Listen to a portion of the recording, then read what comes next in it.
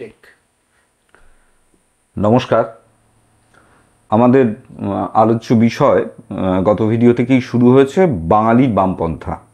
তো এই বাঙালির বামপন্থা এই বিষয়টা আলোচনা করতে গিয়ে আমরা গত ভিডিওতে একটা ইতিহাস, বামপন্থা কাকে বলে বা বামপন্থী শব্দটার উৎস কী সেটা বলতে গিয়ে আমরা ফরাসি বিপ্লবের কথা বলেছি। ফরাসি বিপ্লব থেকেই এই শব্দটার উৎপত্তি এবং সেটা যেহেতু ব্যাপক ছিল এবং সেখান থেকে গোটা পৃথিবীতেই বামপন্থা ইটসেলফ এই বিষয়টাকে নিয়ে একটা চর্চা সব জাতির মধ্যে, সব দেশের মধ্যে এটা একটা বিষয় হয়ে দাঁড়িয়েছিল। এবং এই বামপন্থা শব্দটার অর্থের ঔৎকর্ষ ঘটে যা কিছু প্রগতিশীলতার পক্ষে, যা কিছু সাম্য, মৈত্রী, স্বাধীনতা, ভ্রাতৃত্ব, গণতন্ত্র ইত্যাদি এইসবের পক্ষে যে বা যারা রাজনৈতিকভাবে অবস্থান গ্রহণ করছেন তাদেরকে এক থোকে বামপন্থী, এটা পৃথিবীর মোটামুটি মানে রক্ষণশীলতার বিরুদ্ধে যারা যাচ্ছেন, সেটা কোথাও মনার্কির বিরুদ্ধে, রাজতন্ত্রের বিরুদ্ধে, কোথাও পুঁজিবাদের বিরুদ্ধে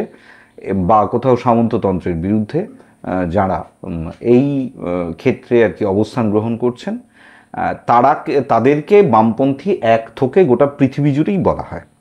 তা আমরা ভারতবর্ষের প্রশ্নে এসেছিলাম যে ভারতবর্ষে বামপন্থা এই ব্যাপারটা এলো কিভাবে, এটার কবে এলো, কিভাবে এলো এবং তার বিবর্তন কিভাবে হলো।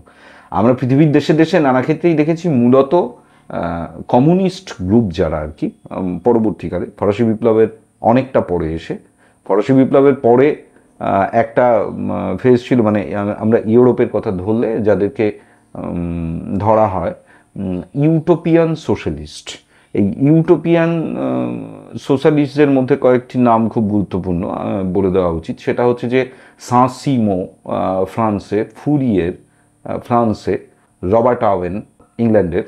তো এদের একটা লম্বা পিরিয়ড ছিল, এরা তাদের জীবদ্দশায় তারা যে ধরনের কাজকর্ম করেছিলেন তাতে তার দেখা গেছিল যে তারা সমাজের পিছিয়ে পড়া যে অংশ, মূলত শ্রমজীবী জনতা, এদের বেটারমেন্টের জন্যে, এদের ভালো কিছু করবার জন্যে এরা নানাবিধ পদক্ষেপ গ্রহণ করছেন। রবার্ট ওয়েনের ক্ষেত্রে আমরা দেখেছি তিনি একটি কারখানার, ম্যানচেস্টারের কটন মিলের, কাপড় কলের তিনি জেনারেল ম্যানেজার ছিলেন এবং মালিকও ছিলেন, একটা পোর্শনের স্টেক হোল্ডার ছিলেন। তিনি তার এন্টায়ার শেয়ার ওয়ার্কারদের মধ্যে বিতরণ করে দিয়েছিলেন এবং ওয়ার্কারদেরকে উদ্বুদ্ধ করেছিলেন কাজে। তো এই রকম নানা ধরনের প্রয়াস একটা মধ্যবর্তী পর্যায়ে এটা দেখা গেছে। তো এটার পরে আমি এঙ্গেলসের একটা বিষয় উল্লেখ করব, সেটা হচ্ছে যে এঙ্গেলস একটি বই লিখেছিলেন আর কি, সোশ্যালিজম ইউটোপিয়ান ভার্সেস সায়েন্টিফিক। তো এগুলো অনেক পরে আসছে আর কি, পরে আসছে মানে হচ্ছে যে এটা আর কি কার্ল মার্কস পৃথিবীতে জন্মগ্রহণ করবার পরে এবং তার যে ওয়ার্কসগুলো আর কি, মূল যে রাইটিংসগুলো সেইগুলো পাবলিশ হওয়ার পরে এই প্রশ্ন আর কি, এই কথা বারবার উঠেছে যে এঙ্গেলস বলেছেন এটা, যে সমাজতন্ত্র এটা একটা শুভ চেতনা, শুভ ভাবনা, কিন্তু বিষয়টা হচ্ছে যে এটা একটা ইউটোপিয়ান, এটা যেন অ্যাজ ইফ একটা স্বপ্নের ব্যাপার আর কি, স্বপ্ন রাজ্যের ব্যাপার, এরকম একটা ধারণা গোটা ইউরোপ জুড়ে বা গোটা পৃথিবী জুড়ে ছিল।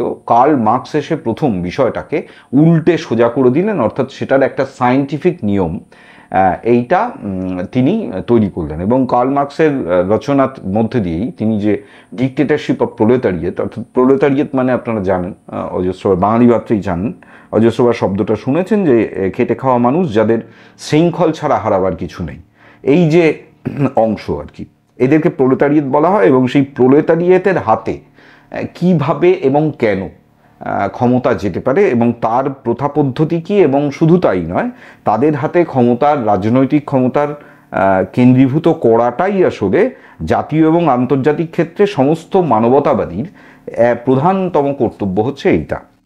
তো মার্কসের এই এন্টায়ার ডক্ট্রিন পাবলিশ হওয়ার পরে এঙ্গেলস এটা খুব পরিষ্কার করে ক্লিয়ার করে দিয়েছিলেন যে এই প্রথম এই ইউটোপিয়ান যে সোশ্যালিজমের কনসেপ্ট, তাদের মানব মুক্তির যে সনাতনী নানা রকম যে ধ্যান ধারণা পৃথিবীতে নানা সময় নানা জায়গায় দেখা গেছে, সেইটাকে প্রথম খুব সায়েন্টিফিক্যালি সমাজবিজ্ঞানের নিয়ম অনুযায়ী, সমাজ বিকাশের নিয়ম অনুযায়ী সেটাকে ধরা এবং সেটা কেন এবং কিভাবে সেটা পৃথিবী জুড়ে প্রতিষ্ঠিত হতে পারে সেটাকে এস্টাবলিশ করা, এইটা কার্ল মার্কসের ডক্ট্রিনে এসে তার রচনাবলিতে এসে প্রথম স্পষ্টভাবে প্রকাশিত হলো। এবং এই যে এটা প্রকাশিত হলো, এটা গোটা পৃথিবীর বিভিন্ন তাত্ত্বিকদের মধ্যে, যারা মানুষের মুক্তির রাস্তা খুঁজেন বা বিশুদ্ধ জ্ঞান চর্চা করেন, তাদের কাছে খুব জনপ্রিয় একটা দীর্ঘ সময় ধরে, ধরুন গত 150 বছর যদি একটা স্প্যান ধরে নিই আমি, এই 150 বছর ধরে পৃথিবীর দেশে দেশে Marxist doctrine, Marxist literature, Marxist বিষয়, এইগুলো অনেক বেশি জনপ্রিয়। আমি খুব সংক্ষেপে 2-3 জন সাহিত্যিকের নাম করতে পারি। ধরুন আন্তন চেকভ বা লিও টলস্টয়, আমি বলছি রাশিয়ান পার্সপেক্টিভে, যে আন্তন চেকভ অসামান্য গল্পকার। মানে গোটা পৃথিবীর ছোট গল্পের ইতিহাসে আন্তন চেকভ একটা মারাত্মক নাম। এবার বিষয়টা লিও টলস্টয়, তিনিও পৃথিবীর যে শর্ট স্টোরিজ এবং উপন্যাস, নভেল, সেইটার রাইটিংসের ক্ষেত্রে টলস্টয় একটা মাইলস্টোন, একটা যুগ। কিন্তু বিষয়টা হচ্ছে অনেক বেশি জনপ্রিয়তা পেলেন গোর্কি। এই আন্তন চেকভ এবং লিও টলস্টয়, এরা দুজনেই কিন্তু রাশিয়ার অভিজাত সমাজের লোক ছিলেন। ফলত বিষয়টা হচ্ছে যে এদের এক্সিলেন্সি যতই বেশি থাকুক না কেন, আন্তন চেকভ আমাদের কাছে অত্যন্ত প্রিয় একটা বিষয় আর কি, তো তার রাইটিংস, তার ছোট গল্প। কিন্তু বিষয়টা হচ্ছে যে গোর্কি, দেখা গেল যে গোর্কির মা যে উপন্যাস হিসেবে সেটা যে বিরাট কোনো উচ্চতার জায়গায় গেছে তা অ্যাস্থেটিক ভ্যালু অনুযায়ী, সেটা হয়নি। কিন্তু বিষয়টা যেটা দাঁড়ালো, বা বরিস পলেভয় বা নিকোলাই অস্ট্রোভস্কি, যারা এই ভাবনায়, মানে যে ভাবনা লেনিনের হাত ধরে মূলত, ট্রটস্কির হাত ধরে মূলত রাশিয়াতে এসে উপস্থিত হলো, মার্কসিস্ট যে ভাবনা আর কি, যে নতুন সমাজতন্ত্রের সায়েন্টিফিক সোশ্যালিজমের যে ভাবনা রাশিয়াতে এসে উপস্থিত হলো, সেই সময় দেখা যাচ্ছে যে গোর্কি, অস্ট্রোভস্কি, তারপরে বরিস পলেভয়, যে সমস্ত ঔপন্যাসিক এবং রাইটার, আরও অনেকেই আছেন আর কি, আমি সবার নাম বলছি না আর কি। তো বিষয়টা হচ্ছে যে এদের জনপ্রিয়তা কিন্তু অনেক বেশি পাওয়া গেল। এবং পরবর্তীতে আমরা এটাও দেখেছি যে রাশিয়ান কমিউনিস্ট পার্টি মূলত স্তালিনের সময়, তারা খুব সস্তায়, খুব অল্প দামে গোটা পৃথিবী জুড়ে এই প্রগতিশীল সাহিত্য, যদি আমি এক কথায় বলি, মানে যেটাকে বলা হতো আর কি, যে যেখানে একেবারে প্রান্তিক মানুষের অধিকারকে যে সাহিত্যে সুনিশ্চিত করা হয়েছে, সুনিশ্চিত করবার কথা বলা হয়েছে, এবং তার যে লেজিটিমেসি, তার যে যৌক্তিকতা একটা সভ্য সমাজে বা একটা সভ্যতায়, সেটাকে খুব জোরের সাথে এস্টাবলিশ করা হয়েছে যে সমস্ত লিটারেচারে বা যে সমস্ত সাহিত্যে, সেই সাহিত্যের একটা দিগন্ত আর কি, এটা আমরা দেখলাম স্তালিনের হাত ধরে মূলত সেটা খুলে গেল। এবং খুলে গেল বলতে, আমরা ভারতবর্ষে বসে দেখলাম বা বাংলায় বসে দেখলাম যে বাংলা ভাষাতেই রাশিয়ান সাহিত্য অনুদিত হচ্ছে, এবং সেই অনুবাদটা হচ্ছে রাশিয়াতে বসেই, এবং রাদুগা পাবলিকেশন অথবা ভস্তক পাবলিকেশন, তারা আমাদের কাছে মাত্র 5 টাকা, 6 টাকা, 7 টাকায় খুবই দামি কিছু বইপত্র আর কি, খুব অত্যন্ত উন্নত মানের কাগজে ছাপা, দুর্দান্ত চামড়ার বাঁধাই, এরকম বইপত্র ভারতবর্ষ অবধি এসে পৌঁছে যাচ্ছে, এবং প্রায় বিনামূল্যে আর কি সেই বই আমরা কিনতে পেরেছি, এবং নানা সময় টুকটাক অল্প স্বল্প পড়াশোনাও করেছি সেগুলো নিয়ে। তো এইটা একটা দিগন্ত খুলে দিয়েছিল, এটা নিয়ে কোনো সন্দেহ নেই যে এই প্রগতিশীল সাহিত্য, এবং এটাকে প্রগতিশীল বলা হবে কি হবে না, সেটা নিয়ে নানা রকম মত থাকতে পারে, বিতর্কও থাকতে পারে, আমি সেই বিতর্কে যাচ্ছি না। কিন্তু বিষয়টা হচ্ছে যে এটা বাস্তব, যে এই ঘটনা ঘটেছিল, এবং স্তালিন এই কাণ্ডটা করেছিলেন, যে প্রায় বিনামূল্যে তিনি দিয়ে দিতেন, জাহাজে করে যারা নিয়ে আসতো ভারতবর্ষের মতো বিভিন্ন দেশে, তাদের কমিশনের জন্য ওই টাকাটা নেওয়া হতো।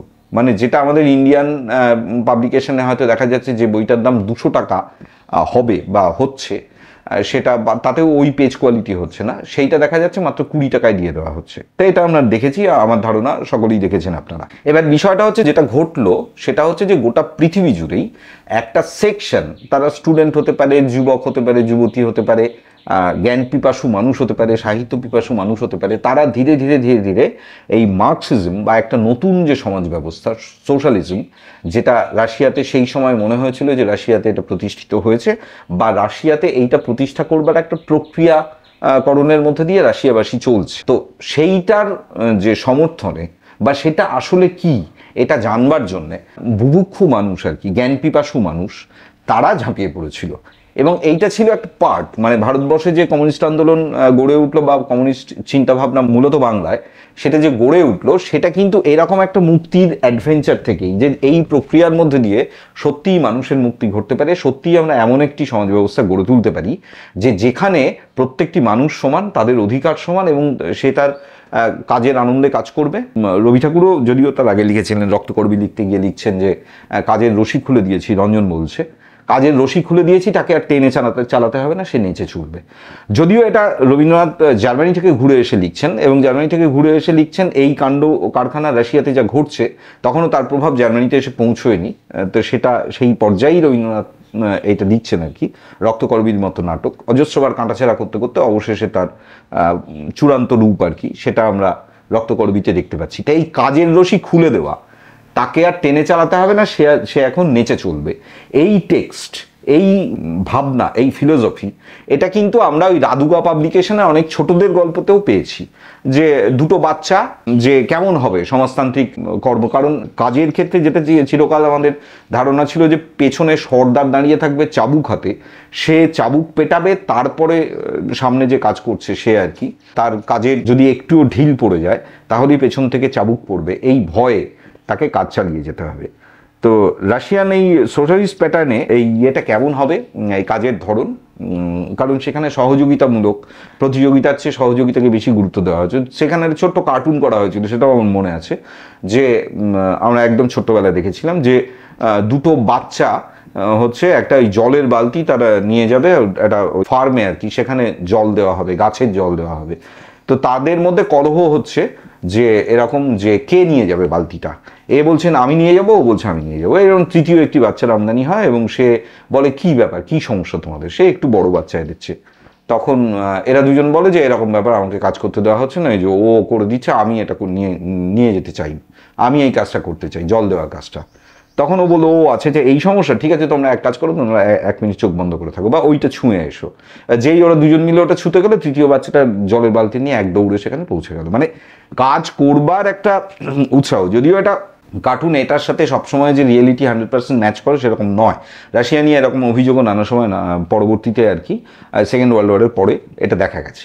কিন্তু আমরা দেখতে পেলাম যে এটা একটা বিশ্ব ব্যবস্থা, নতুন বিশ্ব ব্যবস্থার একটা ভাবনা, এইটা রোপণ হলো লেনিনের হাত ধরে রাশিয়াতে। এবং তারপরে কি ঘটলো, তারপরের পরবর্তী ঘটনাগুলো হচ্ছে যে ফার্স্ট ওয়ার্ল্ড ওয়ার হলো, সেকেন্ড ওয়ার্ল্ড ওয়ার হলো। যখন সেকেন্ড ওয়ার্ল্ড ওয়ার চলছে তখন রাশিয়া যেহেতু মিত্রবাহিনীর পক্ষে, আমি ভারতীয় বিচারে মিত্রবাহিনী বলছি, ইংরেজদের হিসেবেটা, তো মিত্র এবং অক্ষয় যে দুটো শক্তি আর কি, ফলত জার্মানি ঘোষণা করলো যে রাশিয়াকে আক্রমণ করে। হিটলার রাশিয়া আক্রমণ করলো, এবং রাশিয়া আক্রমণ যখন করলো সেই সময় রাশিয়ার বিপ্লবের 20 বছর পরে এই ঘটনা ঘটছে।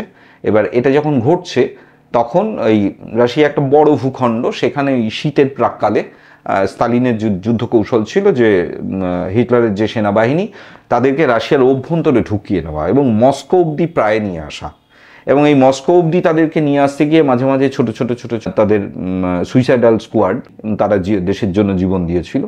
এই করতে করতে নেপোলিয়ান প্রচুর উৎসাহ নিয়ে তার ইনফ্যান্ট্রি বাহিনী সে প্রায় মস্কো অবধি পৌঁছে গেল, এবং যেটা দেখা গেল যে মস্কোতে পৌঁছানোর কাছাকাছি সময় এসে যেটা দেখা গেল যে প্রায় শীত পড়তে শুরু করেছে, এবং রাশিয়ার শীত মানে 0 ডিগ্রি নিচে নেমে চলে যায় তাপমাত্রা, এবং এইটা ফেস করবার ক্ষমতা জার্মানের সৈন্যবাহিনী ছিল না। এটাই ছিল স্তালিনের সেই সময় যুদ্ধর পরিকল্পনা। এবং এটা ফলে যেটা ঘটলো যে এরপরে পাল্টা অ্যাটাক যখন শুরু হলো তখন হিটলারের বাহিনী পিছু হটতে শুরু করলো, এবং পিছু হটতে হটতে দেখা যাচ্ছে যে তার আগেই যে তাদের যে চলবার ফিরে যাওয়ার যে পথ, সেই পথের দুপাশের যত গ্রাম, সেই গ্রামের সমস্ত মানুষকে সরিয়ে নিয়ে যাওয়া হয়েছে, এবং শস্যের গোলা থেকে শুরু করে আর যা কিছু রসদ আর কি, সেনাবাহিনীর বেঁচে থাকবার যা প্রয়োজন পড়ে আর কি, তার সমস্ত কিছুকেই পুড়িয়ে দেওয়া হয়েছিল। তা এই কাণ্ড কারখানা ঘটবার পরে একে তো হিমাঙ্কের নিচে নেমে গেল তাপমাত্রা, সেটার সাথে জার্মান বাহিনী অভ্যস্ত ছিল না। তখন রাশিয়ানদের পাল্টা অ্যাটাক, রাশিয়ার ভেতর থেকে মস্কোর দিক থেকে ধেয়ে আসছে রাশিয়ান সৈন্যবাহিনী, ফলত হিটলারের বাহিনী সম্পূর্ণত পর্যুদস্ত হলো, এবং হিটলার রাশিয়াতে পরাজয়ের মধ্যে দিয়েই মোটামুটিভাবে ধরে নেওয়া যেতে পারে যে জার্মান শভিনিজমের যে ভয়ঙ্কর উদ্ভাস, উচ্চকিত প্রকাশ যেটা দেখা গিয়েছিল সেকেন্ড ওয়ার্ল্ড ওয়ারে, রাশিয়া আক্রমণ করতে গিয়েই জার্মান সম্পূর্ণ পরাভূত হলো এবং প্রায় ধ্বংসপ্রাপ্ত হলো। এর পাল্টা যেটা ঘটলো আর কি ইতিহাসে, সেটা হচ্ছে যে ঠিক পাল্টা যে কৌশলে হিটলার রাশিয়া অবধি ছুটে গেছিল, ঠিক একই প্রক্রিয়াতে তাড়াতে তাড়াতে রাশিয়ান বাহিনী জার্মানি অবধি পৌঁছে গেল। এবং এই জার্মানি অবধি পৌঁছে যাওয়ার মধ্যে দিয়ে যে ঘটনাটা ঘটে গেল সেটা হচ্ছে যে গোটা পূর্ব ইউরোপ, এমনকি জার্মানির অর্ধেকটা, আপনারা জানেন কিছুদিন আগে পর্যন্ত জার্মানি পূর্ব এবং পশ্চিম দুটো ভাগে বিভক্ত ছিল। এই পূর্ব জার্মানিতে সোশ্যালিজম প্রতিষ্ঠিত হয়েছিল। এবার বিষয়টা হচ্ছে যে এই সোশ্যালিজম যে প্রতিষ্ঠিত হলো, মানে সো কল্ড সোশ্যালিজম, এটা প্রতিষ্ঠিত হলো স্টালিনের যে সেনাবাহিনী তাদের কারণেই বলা যেতে পারে। তারা গোটা পূর্ব ইউরোপ দখল করে নিয়েছিলেন এবং এই গোটা পূর্ব ইউরোপ জুড়ে জার্মানি পর্যন্ত এই যে সমাজতান্ত্রিক শাসন ব্যবস্থা, এটাই বলি আমি, সমাজতান্ত্রিক শাসন ব্যবস্থা, সেইটার প্রতিষ্ঠা ঘটেছিল। পরে তো জার্মানি আবার এক হলো, রাশিয়া একটা সময় ভেঙেও গেছে, আপনারা 89-এ জানেন।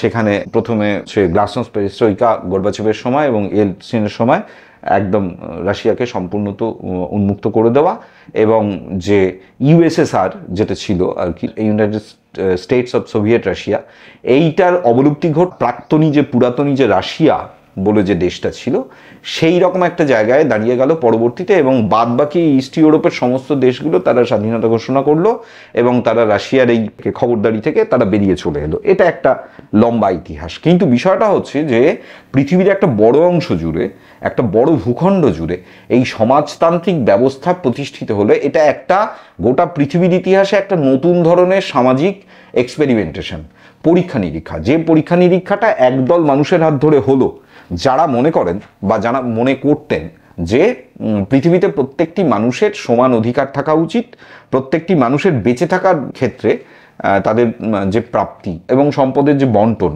সেই সম্পদের বন্টন ব্যবস্থায় যেন কোনো ঘাটতি না থাকে, এইটাকে সুনিশ্চিত করা একটি ব্যবস্থার মধ্যে দিয়ে। এই ব্যবস্থাটাকেই যদি খুব সংক্ষেপে সমাজতন্ত্র বলা হয়, এবং সেটা বলা হচ্ছে একটা একদম ফিলোসফিক্যাল জায়গা থেকে একদল মানুষ সেটাকে প্রতিষ্ঠা করবার জন্য আপ্রাণ লড়াই দিয়ে যাচ্ছে। তো এইটা যদি সমাজতন্ত্রের ধারণা হয়, সমাজতন্ত্রের এর বাইরেও আরও থিওরিটিক্যাল বহু বিষয় রয়েছে, আমি সেই আলোচনায় ভারাক্রান্ত করছি না আমাদের বিষয়টাকে। তো বিষয়টা হচ্ছে যে এই কাণ্ডটা যখন গোটা পৃথিবী জুড়ে ঘটছে, তখন আমাদের দেশে মানে মূলত বাংলায়, আমি বাংলার ক্ষেত্রে যেটা বললাম আর কি, যে কেন বাংলায় এবং কিভাবে বাংলায় এই ভাবনাটা, এই সমাজতান্ত্রিক চিন্তা ভাবনা, এটা কিভাবে এলো, এটা বলতে গিয়ে আমি গোটা পৃথিবীর একটা গ্লান্স একটা বললাম যে পৃথিবীর প্রায় সমস্ত দেশে, ধরুন রাশিয়াতে তো বললাম বলশেভিক পার্টি, চায়নাতে CPC, communist party of China, Bolivia মানে কিউবাতে ফিদেল কাস্ট্রো, চে গুয়েভারা, এদের হাত ধরে কিউবান কমিউনিস্ট পার্টি তারা ক্ষমতা দখল করেছিল। ভিয়েতনামে হোচিমিনের হাত ধরে সেখানে বিপ্লব হয়েছিল এবং ভিয়েতনাম কমিউনিস্ট পার্টি সেটা তৈরি হয়েছিল। এগুলো ছাড়াও যেখানে হয়নি বিপ্লব, ধরুন ইংল্যান্ড সবচেয়ে অগ্রগণ্য ছিল, জার্মানি অন্যতম অগ্রগণ্য ছিল, ফ্রান্স অন্যতম অগ্রগণ্য ছিল ফরাসি কমিউনিস্ট পার্টি, স্পেন, পর্তুগাল, এই সমস্ত দেশগুলো, গ্রিস, এই সমস্ত জায়গায় যেমন কমিউনিস্ট পার্টি তৈরি হয়েছিল এবং তারা নিয়মিত চর্চা মধ্যে ছিল আর কি মার্কসিস্ট ডক্ট্রিন নিয়ে, কিভাবে এই মানব সভ্যতার মুক্তি ঘটবে, সমস্ত মানুষের, আপামর মানুষের মুক্তি ঘটবে, এই যেমন প্রক্রিয়া চলেছিল। আমাদের দেশেও একদল ইউরোপীয় ভাষায় শিক্ষিত মানুষজন যারা বিদেশে লেখাপড়া করেছেন, এরকম একদল মানবেন্দ্র রায়ের মতন লোকজন, বীরেন্দ্র চট্টোপাধ্যায়ের মতন লোকজন, তারা ভারতবর্ষেও এই ভাবনা নিয়ে আসেন।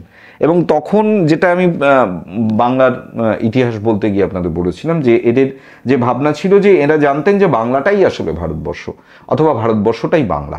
কিন্তু পরে এদের ভুল ভেঙেছে এবং বিষয়টা হচ্ছে যে ভারতীয় রাজনীতি, জাতীয় রাজনীতি, কলকাতা থেকে রাজধানী স্থানান্তরকরণের পরেই এরা বুঝতে শুরু করে দিল যে না, বাংলার অবস্থা একেবারে ঢিলে করে দিয়েছে ইংরেজরা, একদম 12টা বাজিয়ে তারপরে ওরা যাবে এখান থেকে।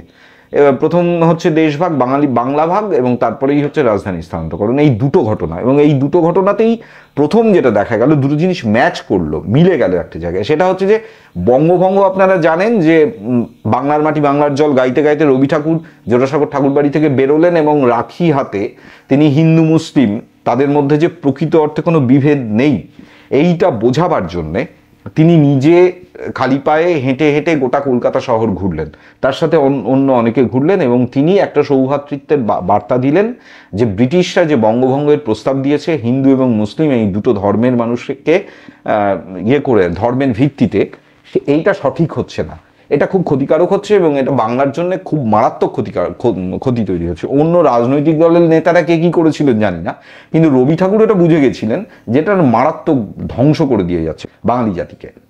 তো এইটার ফলে এইটার ঠিক পরপরই যে ঘটনা ঘটলো, দুটো ঘটনা বাংলায় ঘটেছিল, সেটা হচ্ছে যে এই বঙ্গভঙ্গের বিরুদ্ধে যে আন্দোলন, এই আন্দোলন থেকে একটা আন্দোলনের জন্ম নিল, যে আন্দোলনটার নাম ছিল স্বদেশী আন্দোলন। এবং এই স্বদেশী আন্দোলন রবি ঠাকুরের উপন্যাস রয়েছে, ঘরে বাইরে আপনারা পড়েছেন সকলে, সেখানে খুব স্পষ্ট করে রবি ঠাকুর প্রশ্নগুলোও তুলে দিচ্ছেন যে এই বঙ্গভঙ্গ বা এই স্বদেশী আন্দোলন নিজে এটা ইনিশিয়েট করলেন, কিন্তু বিষয়টা হচ্ছে যে পরে এই আন্দোলন ঠিক কোন দিকে টার্ন করছে, কিভাবে এগোচ্ছে, সেটা নিয়ে রবীন্দ্রনাথের নিজের মধ্যেই অজস্র প্রশ্ন, যে এই দেশীয় দ্রব্য, দেশীয় জিনিস, বিদেশি দ্রব্য বয়কট করো এবং স্বদেশী যে সমস্ত দ্রব্য সেইগুলোকে ম্যানুফ্যাকচার করো এবং সেগুলোকে ইউজ করো, হোক মায়ের দেওয়া মোটা কাপড় মাথায় তুলে নেড়ে ভাই, এই তো মুকুন্দরামের গান আপনারা জানেন, চারণ গীতি। তো এগুলো হয়েছে সেই সময়, এই চর্চাটাও সাংঘাতিকভাবে চলেছে। কিন্তু আমাদের হিস্ট্রি এবং ইকোনমি বলছে একটা কথা, আমি ছোট্ট করে এটা বলে দিয়ে যাই, যে স্বদেশী আন্দোলন যে সময় তুঙ্গে যাচ্ছে সেই বছরই বিদেশ থেকে যে সমস্ত বানিয়ারা, ম্যানচেস্টার কাপড় কলের যে কাপড় আর কি, মূলত কাপড় দিয়ে আমি বলি, কাপড় যেগুলো ভারতবর্ষে নিয়ে আসা হতো এবং সেটা বিক্রি হতো, সেই যে বিজনেস ভলিউম, তার যে টার্ন ওভার, সেইটা দেখা যাচ্ছে যে পূর্বতন বছরের চেয়ে বেশি। তার মানে বিষয়টা যেটা রবি ঠাকুর যেটা মেনশন করেছিলেন, সেইটাই ঘরে বাইরে উপন্যাসে বা অন্যান্য বিভিন্ন লেখাপত্রে, তার ছোট ছোট প্রবন্ধে আমরা ইকোনমির হিস্ট্রি, ইন্ডিয়ান ইকোনমির হিস্ট্রিতেও এই একই জিনিস দেখতে পাচ্ছি, যে সেই বছর এই 1905, 6, 7, 8, 1904 থেকে 1903 থেকে এই বিদেশি যে বস্ত্র, সেটা আমদানির যে পরিমাণ, সেটা তার পূর্বতন বছরগুলোর চেয়ে বেশি। তো এটা তো একটা প্রশ্ন তুলে দেয় যে আদপেও গোটা ভারতবাসী এটাকে কিভাবে নিয়েছিল, কতটা নিয়েছিল। তো এটা আমরা দেখতে পাই পরবর্তীতে যে না, ভারতবর্ষ জুড়ে এই যে স্বদেশী আন্দোলন, তার সেই অর্থে ইম্প্যাক্ট ফেলা যায়নি, তৈরি করা যায়নি। কিন্তু যেটা হয়েছিল এই সময়, যে একটা নতুন কোড অফ কন্ডাক্ট পলিটিক্সের, তার আগে পর্যন্ত পলিটিক্স করেছে আমাদের বাংলাতে, সেটা হচ্ছে ল্যান্ড হোল্ডার্স অ্যাসোসিয়েশন, যারা কনভার্টেড হলো জাতীয় কংগ্রেসে। এবং তারা কারা? তারা হচ্ছে মূলত জমিদার শ্রেণী, এবং জমিদার শ্রেণীর লোকজনেরা, তারা কেউ ঘোড়ায় চড়ে, কেউ পিস্তল গুজে, কেউ কাঁধে রাইফেল নিয়ে, কেউ বিরাট ধুতি পাঞ্জাবি পরে, পালকিতে চড়ে, হাতিতে চড়ে তারা মিটিংয়ে আসছেন এবং কিছু মানুষ জয়ধ্বনি দিচ্ছে। এইটা ছিল সাধারণ কোড। এই স্বদেশী আন্দোলনে এসে আমরা বঙ্গভঙ্গের পরে যেটা দেখতে পেলাম, যে পার্টটা, সেটা হচ্ছে যে একেবারে মধ্যবিত্ত পরিবার, নিম্নবিত্ত পরিবার থেকে ছেলেরা, মেয়েরা, তারা রাস্তায় নামলো, তারা পথে নামলো, তারা গ্রামে গ্রামে ছড়িয়ে পড়লো, এবং তারা একটা কথা বলছে। কথাটা কি? সেটা হচ্ছে যে ওই মায়ের দেওয়া মোটা কাপড় মাথায় তুলে নেড়ে ভাই, আমরা বিদেশি পণ্য বয়কট করছি, ইংরেজদের বানিয়া, ইংরেজদের সমস্ত যে বাণিজ্যিক যে প্রয়াস, সেটাকে আমরা ব্যর্থ করছি। কিভাবে ব্যর্থ করছি? ওদের কাপড়, ওদের জামা কাপড় আমরা আগুন জ্বালিয়ে বন্ধুৎসব করব গ্রামে গ্রামে, সেখানে পিকেটিং হবে, সেখানে পুলিশ আসবে, পুলিশ আমাদের অ্যারেস্ট করবে, করে নিয়ে যাক, লাঠিচার্জ করবে, ভেঙে দিক আমাদের মাথা।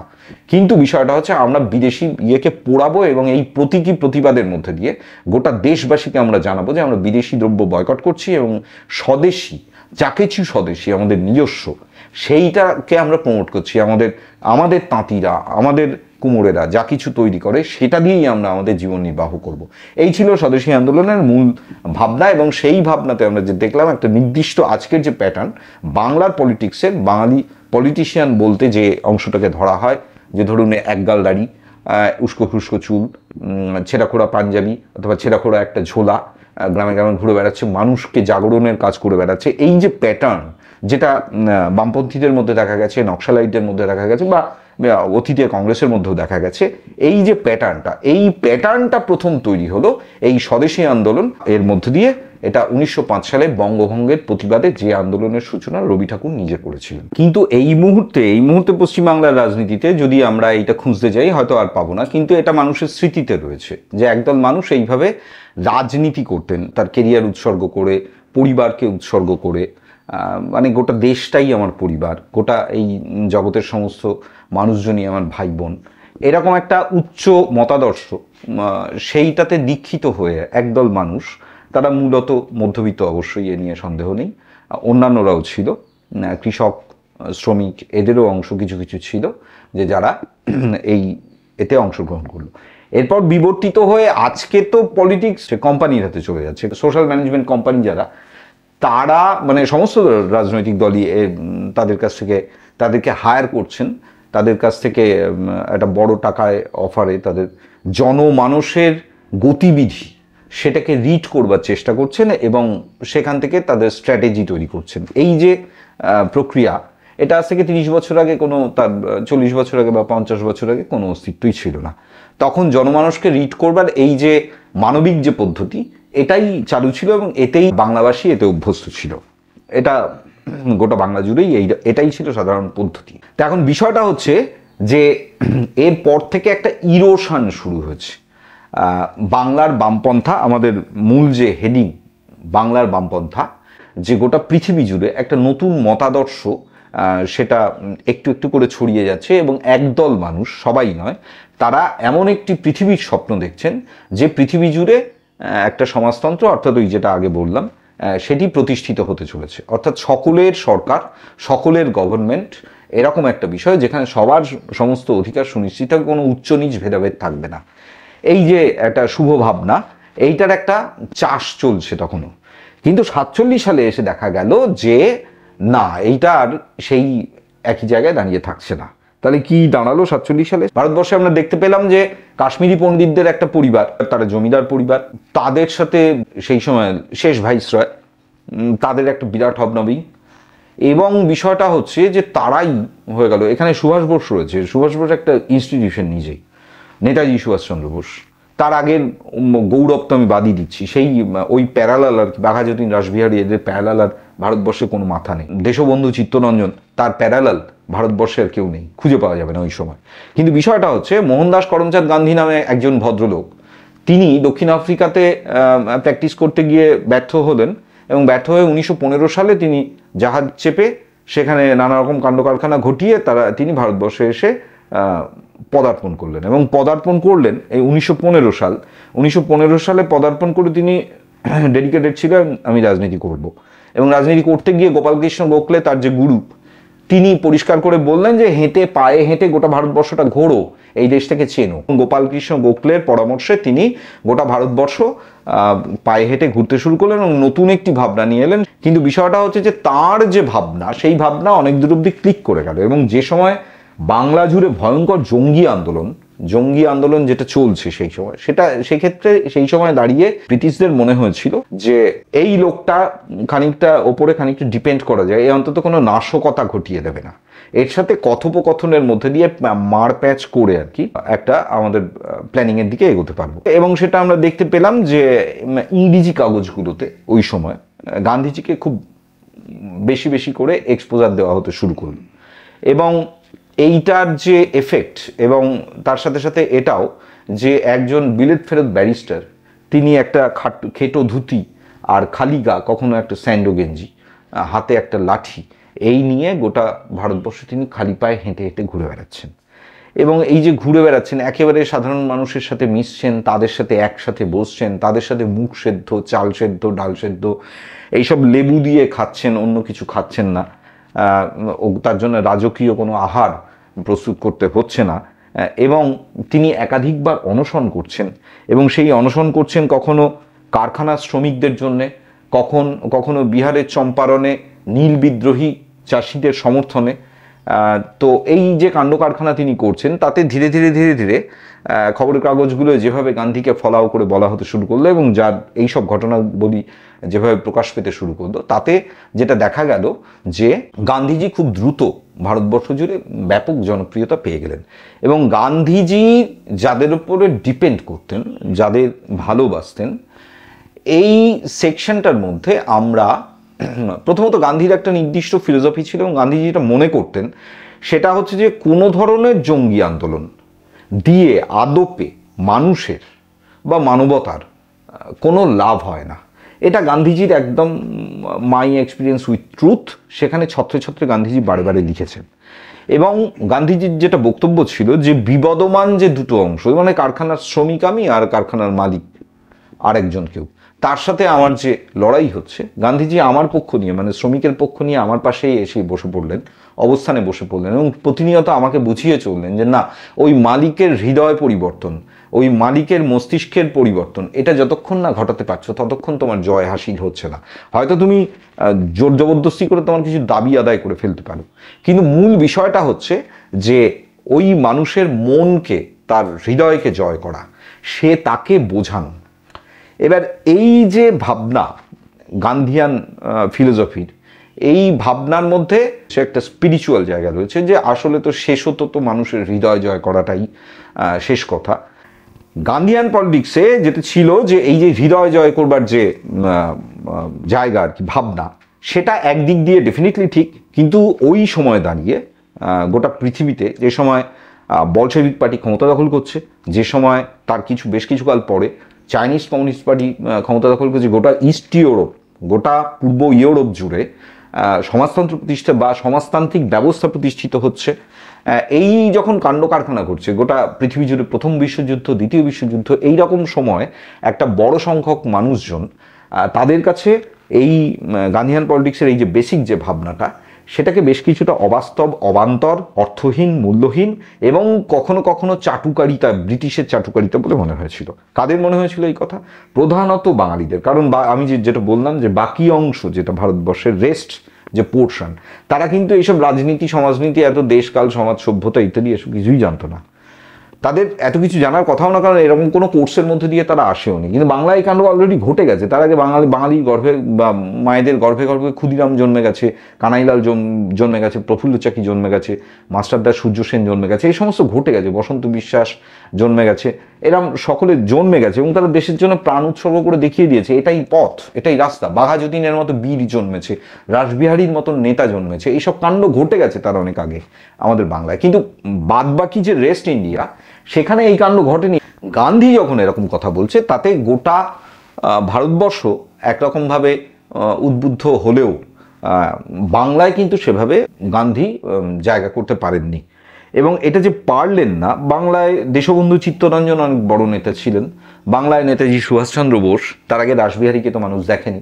ওই গান্ধী যখন এখানে আসছেন তার কয়েকদিন আগেই, কিছুদিন আগেই আর কি, রাসবিহারী ভারতবর্ষ ছেড়ে জাপানে চলে যাচ্ছেন। তো রাসবিহারী একজন মানে ফরগটন হিরো, তাকে মানুষ ভুলে গেছে। তো বিষয়টা হচ্ছে যে কিন্তু তার ছাপ তো রয়ে গেছে বাংলায়। তো এগুলো বাঙালি দেখে এসেছে, এই সব কাণ্ড কারখানা।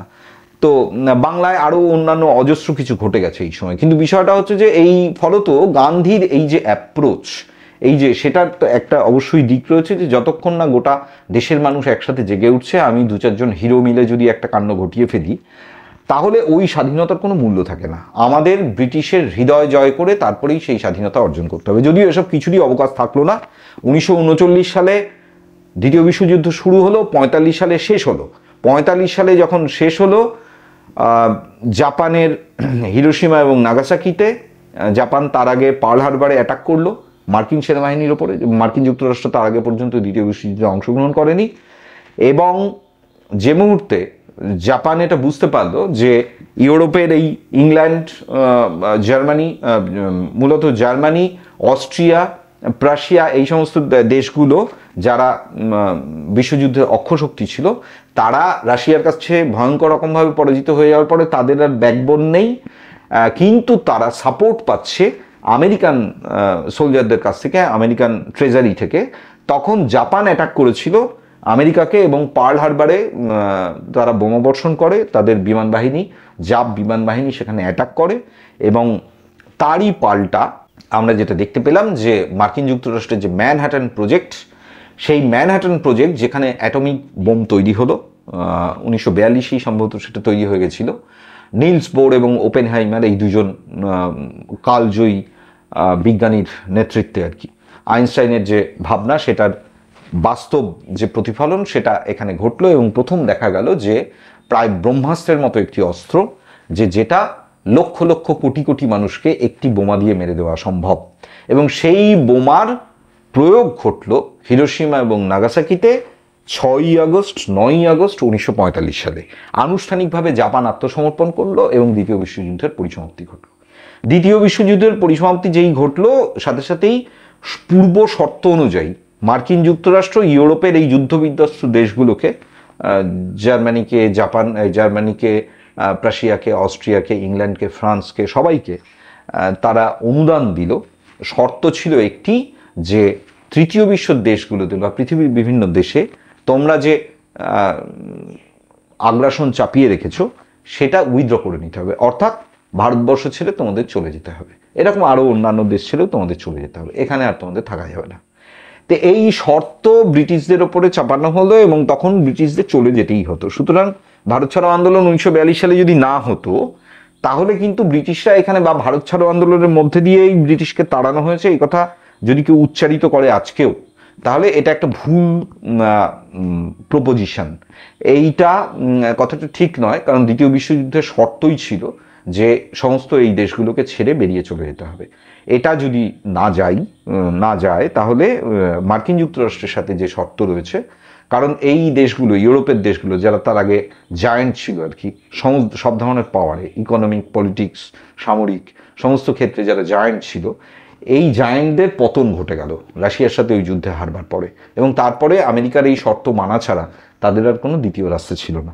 ফলত আমরা দেখলাম যে দ্বিতীয় বিশ্বযুদ্ধের পরে নতুন শক্তির উদয় হলো গোটা বিশ্বজুড়ে, এবং সেই শক্তিটার নাম মার্কিন যুক্তরাষ্ট্র। এবং তার বিরুদ্ধে আরেকটা পাল্টা শক্তি, যেটাকে দুমেরু বিশ্ব বলা হতো একটা দীর্ঘ সময় জুড়ে, সেটা হচ্ছে সোভিয়েত রাশিয়া। সোভিয়েত রাশিয়া ইউরোপের অর্ধেকটা দখল করে নিয়েছে, এবং ল্যান্ডেড এরিয়া, পৃথিবীর সবচেয়ে বড় দেশ রাশিয়া, সেটা তো তার ছিলই, তার সাথে ইউরোপের অর্ধেকটা সে দখল করে নিল। শুধু তাই নয়, তারই ইন্সপিরেশনে, ওই যেটা বললাম যে স্টালিনের অনুগ্রহে পৃথিবীর দেশে দেশে জাহাজ বোঝাই হয়ে বই যেত, বিনামূল্যে রাশিয়া থেকে পাঠিয়ে দেওয়া হতো। তো এই যে কাণ্ড কারখানা গোটা ঘটতে শুরু করলো, তাতে গোটা পৃথিবী দুটি ভাগে বিভক্ত, দেশ, জাতি, জাতিসত্তা ইত্যাদির ঊর্ধ্বে দেখা গেল দুটো অংশ। সেটা হচ্ছে মার্কিন যুক্তরাষ্ট্রপন্থী একটা অংশ গোটা পৃথিবীর, এবং রাশিয়া, সোভিয়েত রাশিয়া, এইটার পন্থী একটা অংশ আরেকটা গোটা পৃথিবী। তো ভারতবর্ষের, বা মূলত বাংলার ক্ষেত্রে, বা ভারতবর্ষের ক্ষেত্রেও যেটা 1947-এ যেটা দেখা গেল, যে প্রথমে ন্যাম, জওহরলাল নেহরু, মানে নন অ্যালায়েড মুভমেন্ট, এই নন অ্যালায়েড মুভমেন্ট সেটার সাথে যুক্ত হলেন। কিন্তু বিষয়টা হচ্ছে যে ভারতবর্ষের পঞ্চবার্ষিকী পরিকল্পনাগুলো, বৃহৎ শিল্পগুলো, দুর্গাপুর স্টিল প্ল্যান্ট থেকে শুরু করে ইস্কোটো ইত্যাদি যা কিছু আর কি, এরকম বড় বড় রাষ্ট্রায়ত্ত ক্ষেত্র, এই রাষ্ট্রায়ত্ত ক্ষেত্রগুলোর একটা বড় অংশ এটা তৈরি হলো কিন্তু রাশিয়ার প্রত্যক্ষ সহযোগিতায়। তো সেই অর্থে এই এন্টায়ার পিরিয়ড জুড়ে দেখা গেল যে একটা মার্কিন যুক্তরাষ্ট্র লবি গোটা পৃথিবী জুড়ে, আর একটা রাশিয়ান লবি, এবং এই দুই মেরুতে গোটা পৃথিবী দ্বিতীয় বিশ্বযুদ্ধে ভাগ করে দিল। এবার বিষয়টা হচ্ছে, এই সময় বাংলার বামপন্থীরা এই স্লোগান তুললেন, যেটা আমি গত ভিডিওতেও বলেছি, ইয়ে আজাদি ঝুটা হ্যায়। এবার বিষয়টা হচ্ছে যে ওই যে গান্ধীর মতো আজাদির যে প্রশ্ন, সেটা তো, আজাদি তো একটা বিরাট ব্যাপার, শুধুমাত্র রাজনৈতিক স্বাধীনতা দিয়ে সর্ব অর্থে আজাদি হয় না, তার নানা ব্যঞ্জনা রয়েছে। কিন্তু বিষয়টা হচ্ছে, যেটা ঘটে গেল সেটা হচ্ছে যে বাঙালি সম্পূর্ণ ভারতীয় রাজনীতি থেকে অপ্রাসঙ্গিক হয়ে পড়লো, এবং এইটা একটা ভয়ঙ্কর ডিমোরালাইজেশন বাঙালির মধ্যে আরো বেশি করে চেপে বসলো। এর যে ফল সেটা আমরা দেখতে পেলাম, সেটা হচ্ছে যে একদল ইন্টেলিজেন্সিয়া, মানবেন্দ্র রায়ের মতন, বীরেন্দ্র চট্টোপাধ্যায়ের মতন আরও এরকম নানা মানুষজন যারা কমিউনিস্ট পার্টি প্রতিষ্ঠা করলেন, যারা একটা নতুন পৃথিবীর স্বপ্ন দেখলেন। মানবেন্দ্র রায় লেনিনের সাথে বৈঠক করছেন, ট্রটস্কির সাথে বৈঠক করছেন, তিনি একটা ইন্টারন্যাশনাল ফিগার, বাঙালি একজন। তো এবং তিনি তার যে র্যাডিক্যাল সোশ্যালিজম, তার যে কনসেপ্ট আর কি, সেই কনসেপ্টও তিনি কিছু দূর অবধি নথিবদ্ধ করে গেলেন। এবার বিষয়টা হচ্ছে যে, কিন্তু এই যে কাজগুলো, এটা সেই অর্থে জমি পেল না। কেন পেল না?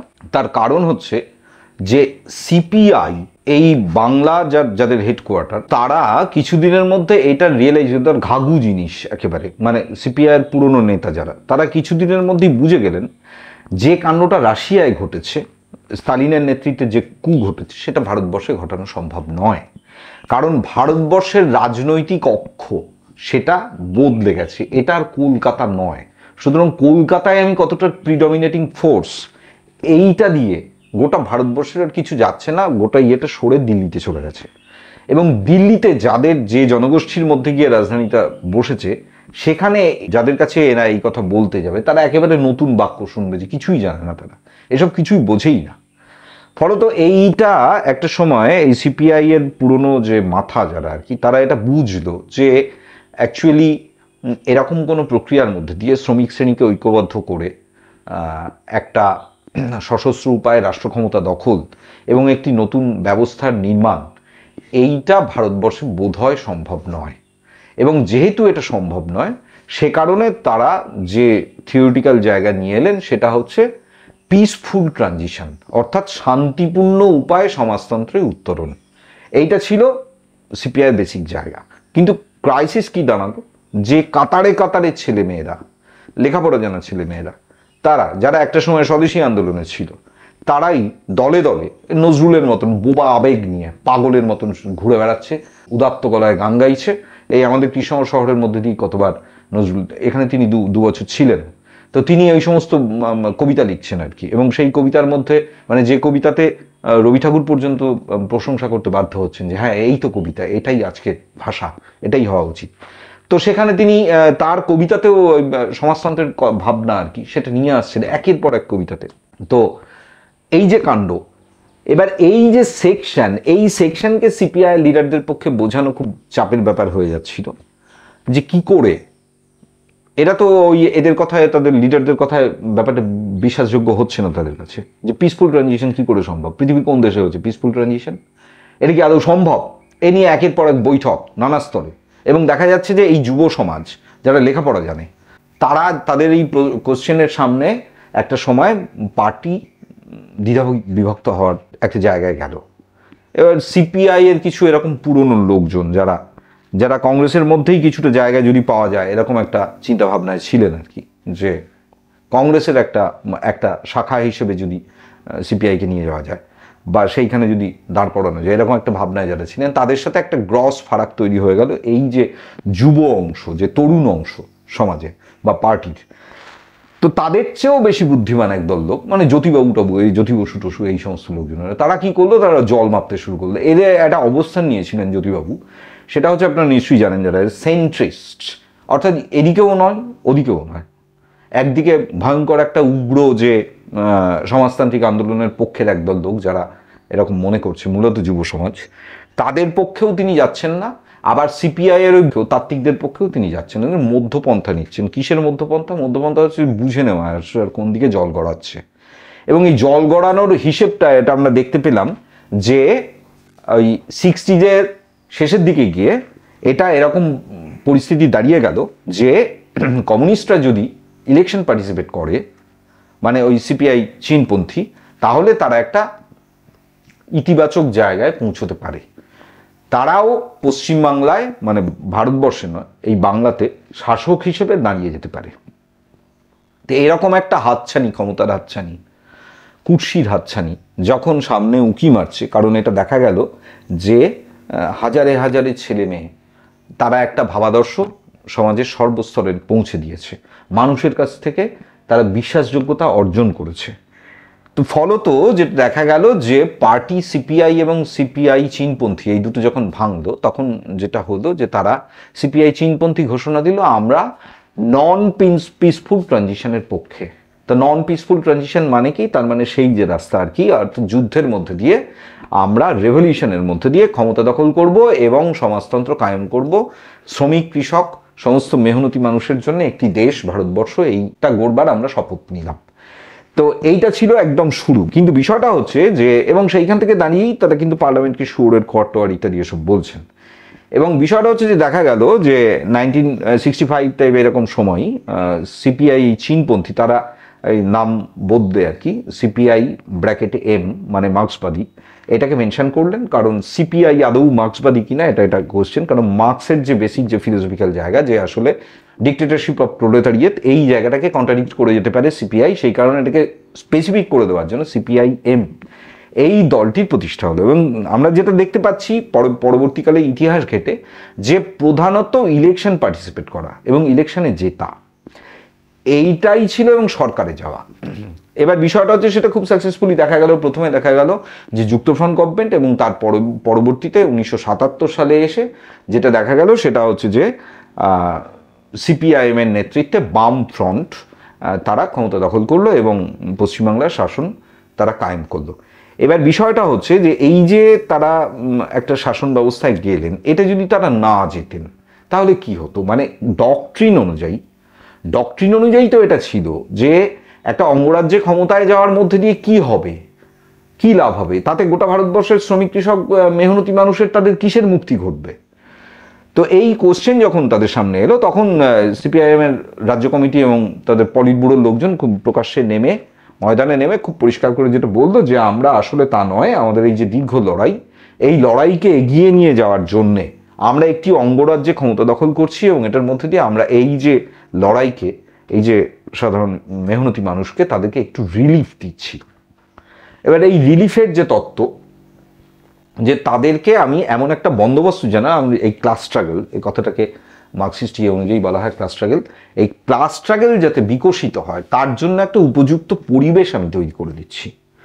এবং তাতে একটা অংশ কনভিন্সড হলো, একটা পোর্শন, কিন্তু একটা বড় অংশ তারা কনভিন্সড হলো না। এবং যারা কনভিন্সড হলো না তারা কিন্তু ওই সশস্ত্র সংগ্রামের রাস্তাতেই হাঁটলো এবং সেখানে ঘৃতাহুতি দিল কে, উত্তরবঙ্গের নকশালবাড়িতে 7 জন কৃষক রমণীকে জ্যোতিবাবুর নির্দেশে গুলি করে মেরে দেওয়া। এই ঘটনাতে একটা বড় অংশ তারা মূলত যুবক যারা লেখাপড়া জানা এবং মার্কসিস্ট ডক্ট্রিন নিয়ে তাদের যথেষ্ট বুৎপত্তি ছিল, এই অংশ প্রকাশ্যে ঘোষণা করে দিল যে না, এরা কিছুতেই হতে পারে না, এই ভারতীয় শাসক শ্রেণীর অংশ মাত্র, তার বাইরে কোনো অস্তিত্বই নেই। কারণ তা যদি থাকতো তাহলে এই কাণ্ড এরা কিছুতেই ঘটাতে পারতো না। অক্লেশে 7 জন কৃষক রমণীকে গুলি করে মেরে দেওয়া, এটা কংগ্রেসও দুবার হয়তো ঢোক গিলত, কিন্তু সিপিএম এটা করলো না।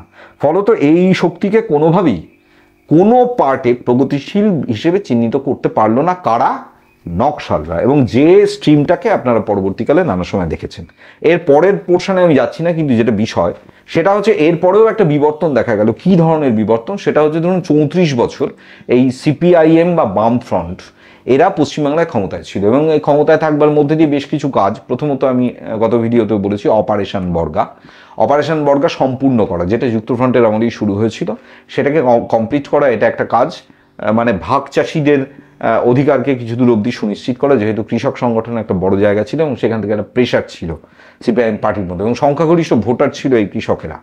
দ্বিতীয় বিষয় কি, সেটা হচ্ছে যে তারপরেই যেটা আসে ভারতবর্ষের মতো দেশে, সেটা শ্রমিক শ্রেণী এবং শ্রমিকদের ক্ষেত্রে আমরা কিন্তু সেই অর্থে কোনো ইতিবাচক যে বড় ধরনের ব্যাপার পদক্ষেপ যে সেই সময় বামফ্রন্ট সরকার গ্রহণ করলো আর কি শ্রমিকদের ফেভারে, এইটা কোনো ইতিবাচক পদক্ষেপ সেই অর্থে দেখা গেল না। এর বদলে যেটা দেখা গেল যে অংশটা সোসাইটির ক্রিম হিসেবে এর আগে একাধিকবার উল্লেখ হয়েছে, যে বাঙালি মধ্যবিত্ত, এই বাঙালি মধ্যবিত্তকে খুব ইম্পর্টেন্ট একটা অংশ হিসেবে এই সিপিআইএম পার্টি এবং এই গভর্নমেন্ট এটা ধরে নিল এবং ফলত ধীরে ধীরে যেটা হলো, প্রথমত মাস্টারদের মাইনে বাড়া, পুলিশের মাইনে বাড়া ইত্যাদি এই জাতীয় বেশ কিছু সরকারি কর্মচারীদের মধ্যে তাদের পেনিট্রেশন বাড়ানো, তাদের অর্গানাইজেশন তৈরি করা এবং সেইগুলোকে তার একটা ব্যাপক সংগঠন তৈরির যে ক্ষমতা বা স্কিল, এটা যেহেতু সিপিআইএম পার্টির খুব ভালো ছিল, ফলত তারা সমাজের সর্বস্তরে এই সংগঠন তৈরি করা এবং সেখানে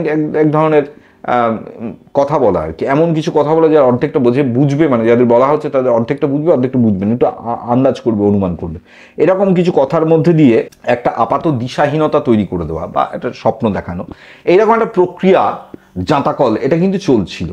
এবং এটা চলতে চলতে যেটা দেখা গেল যে সিপিআইএম পার্টির বা বামফ্রন্ট সরকারের সবচেয়ে ঘনিষ্ঠ যে অংশ সেটা হচ্ছে যে এই মধ্যবিত্ত সেকশন এবং মধ্যবিত্তের অধিকার সুনিশ্চিতকরণ, এটাই যেন একটি গভর্নমেন্টের মূল এবং প্রধান কাজ।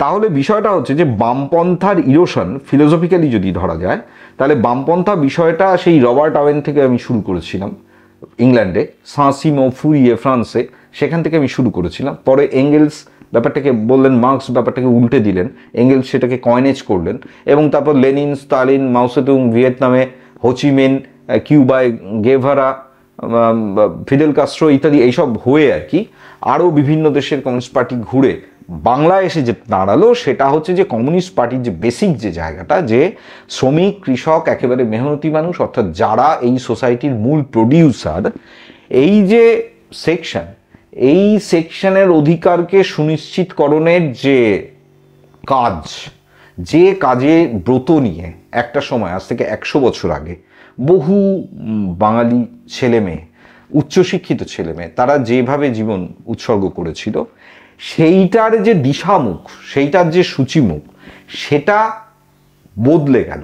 বদলে গিয়ে যেটা দাঁড়ালো যে এখন একদম আজ দাঁড়িয়ে যদি আমি ধরে নিই আর কি, তাহলে সেটা হচ্ছে যে এই যে শ্রমিক, কৃষক ইত্যাদি এই যে প্রশ্নগুলো, এই প্রশ্নগুলো একেবারেই উপেক্ষিত হয়ে গেল, দিয়ে মধ্যবিত্তের স্বার্থ, মধ্যবিত্ত লিডারশিপ, মধ্যবিত্ত যে চিন্তন, সেটাই সবচেয়ে বেশি গুরুত্ব পেল। এবং সেটা পেতে পেতে এমন একটা জায়গায় এলো যে বর্তমান আমি যারা ধরুন কিছু ঝকঝকে ছেলে মেয়েদের দেখা যাচ্ছে, বেশ সুন্দর দেখতে, যাদবপুর থেকে কেউ পাশ করেছে, কেউ জেএনইউ থেকে পাশ করেছে, বা এখনও পড়ে চলেছে, পিএইচডি করছে, বা আরও বড় কিছু করছে, এরা একটা প্রগতিশীলতার কথা বলে আর কি, যেন খুব ভালো, মানে কিসে ভালো, কেন ভালো, আর 10টা সংসদীয় দলের তুলনায় আমরা মনে করছি আমরা ভালো। কেন ভালো?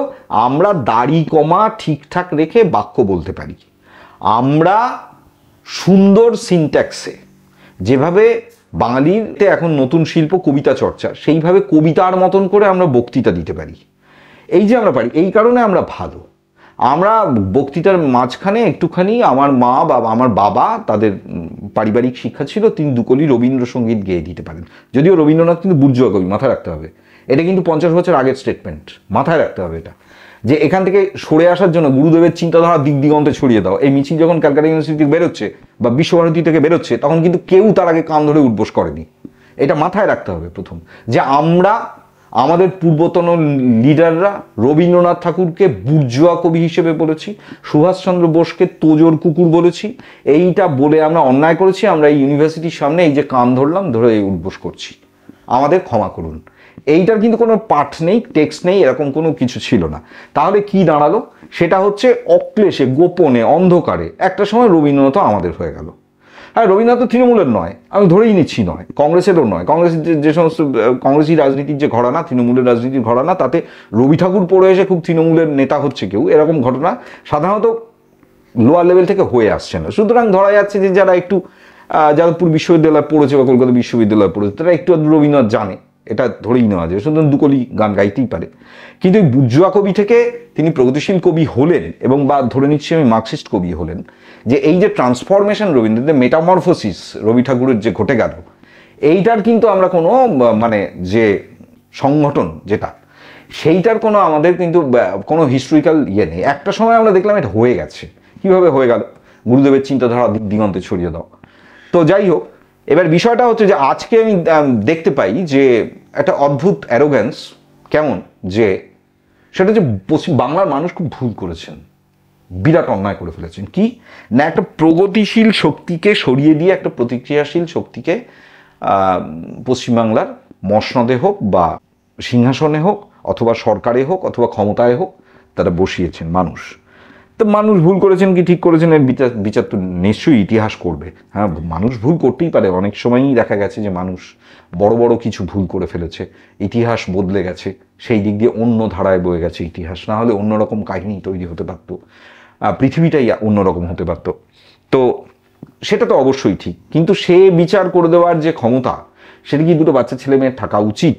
বা এই শিক্ষায় তাদের কি শিক্ষিত হওয়া উচিত? আমাদের ছোটবেলায় শুনে বড়দের অসম্মান করতে নেই, তিনি যদি ভুলও বলেন মুখের ওপর বলো না, এটা ছিল আমাদের পারিবারিক শিক্ষা, বলা যায় না এটা, কারণ তিনি একটা অন্য জীবন অভিজ্ঞতার মধ্যে দিয়ে হেঁটে এসেছেন, তুমি অত পথ এখনো হাঁটোনি, তুমি অত উদ্ধত্ত দেখিও না। এই যে আমাদের পারিবারিক সহবত সহজ শিক্ষা ছিল, আমাদের বাবা মা শিখিয়েছিলেন, তো আমরা এইখানেও কিছু ল্যাকিংস দেখতে পাচ্ছি। হঠাৎ করে গত পার্লামেন্ট ইলেকশনে বা অ্যাসেম্বলি ইলেকশনে, এক্স্যাক্টলি আমার মনে নেই, যাদবপুরে একটা পোস্টার দেখলাম যে সুজন হারেনি, হেরেছেন আপনারা। ভালো কথা, কেন হেরেছেন? কারণ এত সুন্দর দেখতে একটি ছেলে, যারা এত সুন্দর দাঁড়িয়ে, কি সুন্দর করে কথা বলে, কি সুন্দর হাসে। রাজীব গান্ধীকে নিয়ে একসময় খিল্লি করা হতো যে রাজীব গান্ধীকে নিয়ে এরকম নানা জায়গায়, যে মধ্যপ্রদেশে উত্তরপ্রদেশে নানা জায়গায় এত সুন্দর হাসি, বাংলাতেও হয়েছে এটা, যে এত সুন্দর হাসি, একে ভোট দেবো না কাকে দেবো। তো এটা গণতন্ত্রের যে প্রিমিটিভ রূপটাকে সূচিত করে।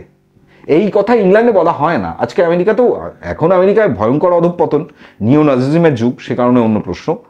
ট্রাম্প প্রধানমন্ত্রী হয়, আবার ঘুরে আসে, তো সেটা তো গোটা পৃথিবী অন্য, ওই যে বললাম, ধীরে ধীরে ধীরে ধীরে লঘু চটুল তরল দিকে যাত্রা শুরু করেছে, চপল দিকে যাত্রা শুরু করেছে।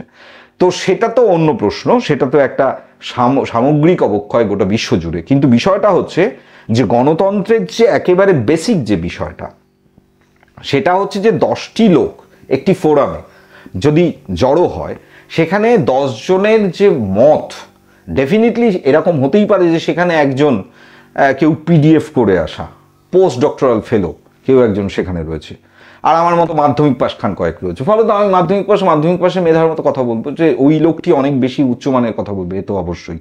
কিন্তু যদি কাজটা 10 জনের হয়, সেটা মাটি কাটার কাজ হোক, গাছ কাটার কাজ হোক, ফসল বোনার কাজ হোক, কারখানায় হাতুড়ি চালানোর কাজ হোক, অথবা অন্য যে কোনো কাজ হোক, যে সেটা যদি একক কৃতিত্বে যদি করা না যায়, তাহলে 10 জনকে নিয়েই চলতে হবে। 10 জনের সাথে আলাপ আলোচনা করে মিনিমাম কমন পয়েন্ট যেটুকু পাওয়া যাবে, সেইটার উপরে ভিত্তি করেই পরবর্তী কাজ এগিয়ে নিয়ে যাওয়া হবে।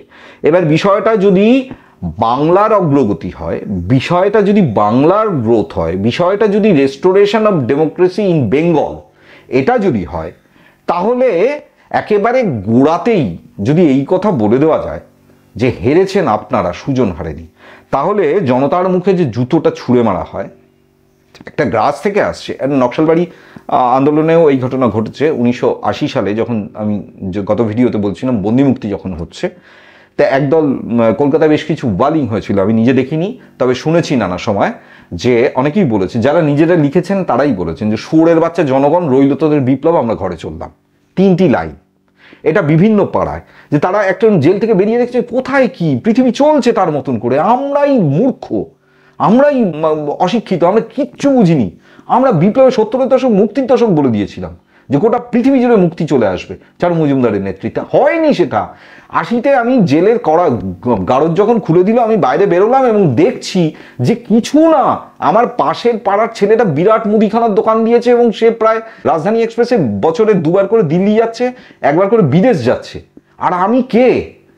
সে আমার কাছে অঙ্ক করে নিতে আসতো, ইংরেজি শব্দের মানে জানতে আসতো, বাক্য প্রকরণ বুঝতে আসতো, ইতিহাসের প্রশ্নের উত্তর করে নিতে আসতো। সেই ছেলেটা আজকে এই জায়গায় সরকারি চাকরি আমলা হয়ে বসে রয়েছে, আর আমি কে? তো এই যে ভয়ঙ্কর গ্রাস তার মধ্যে এলো, এবং সে তার প্রকাশ যেটা দেখলাম, যে আমরা 3টি লাইনের ওয়ালিং কলকাতা শহরের নানা জায়গায়, শুয়োরের বাচ্চা জনগণ, রইল তোদের বিপ্লব, আমরা ঘরে চললাম।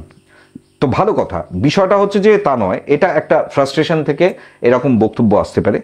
তো আমার যেন মনে হচ্ছে কোথায় এই দুটোকে রিলেট করতে পারছি। সুজন হারেনি, আপনারা হেরেছেন, এই কথাটার মধ্যে দিয়ে আসলে যে আমি তো বাবু বিপ্লব করব, আমার তো মূল কাজ ছিল সেইটা।